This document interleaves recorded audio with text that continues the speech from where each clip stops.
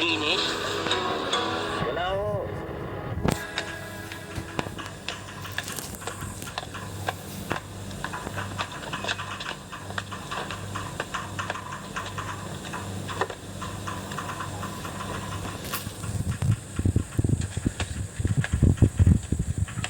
Magandang hapon po.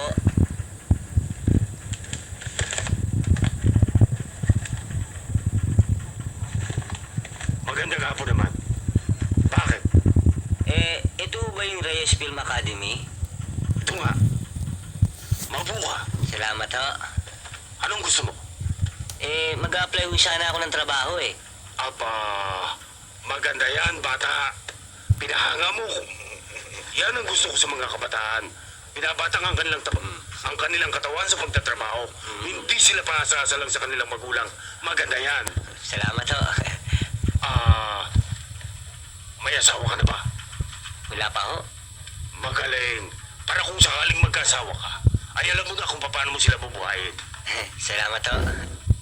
Saan ka nakatira? Nakikitira lang po ako eh. Ano naman ang natapos mong pinag-aralan? Elementary lang po, pero masipag po ako. Magaling. Lalo ka nilang makukurso na daan. Salamat po. Paano po? Tanggap na po ako? Ay, itanong natin sa manager. Manager, hindi ba kayo may-ari nito? Hindi.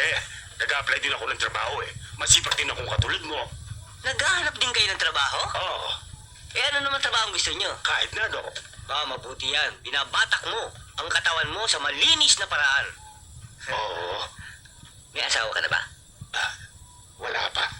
Wala pa? Mabuti yan. Dahil pag oras na nakapag-asawa ka, may trabaho ka na. Oo, Ikaw, saan ka nakatira? sa Blumentritt. Blumentritt. Ano naman ang natapos mo? Elementarya din lang katulad mo. Pero masipag ka. Oo, masipag din ako. Pareho pala tayo. Miss, Miss, pwede na kami Pwede mag-apply. na kami mag-apply. Sorry ho, wala na kaming bakante. Sige ho, manager. Alis na ako.